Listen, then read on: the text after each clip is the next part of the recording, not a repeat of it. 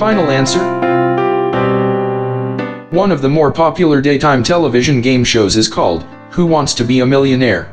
Contestants who answer all the questions can win $1 million. To make it easier, 4 possible answers are provided. Just pick the right one every time and you win the $1 million prize. The show even provides lifelines, the opportunity to phone a friend, ask the audience, or eliminate half the choices. Sounds easy.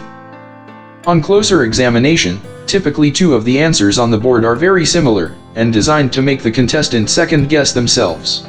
One is the right answer and the other a deceptive suggestion designed to trip up the contestant.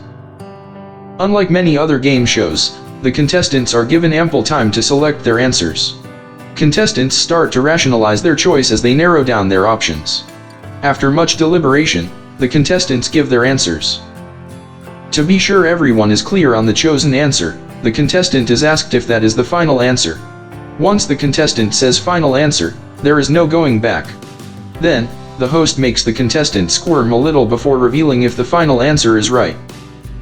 Thankfully, we don't have to answer important questions of life under the bright lights of the television camera, watched by a nationwide viewing audience, second-guessing our choices. Not only are the lights intended to illuminate the set, but also to intimidate the contestant. When facing difficult issues in our lives, we also have lifelines. We live in an environment where we constantly evaluate our choices compared to worldly norms, which is like asking the audience. With a sizable part of the population unchurched, that could be a recipe for disaster. We have friends we can consult, but if they are not of faith, their answers will be their own worldly opinions rather than God's answers. Taking away half of the wrong answers still leave us with a choice to make, and only one right answer. You could exhaust all your lifelines and still get the wrong answer. In the end, it depends on who is guiding you and how much you trust their answers. Worldly questions may win you $1 million.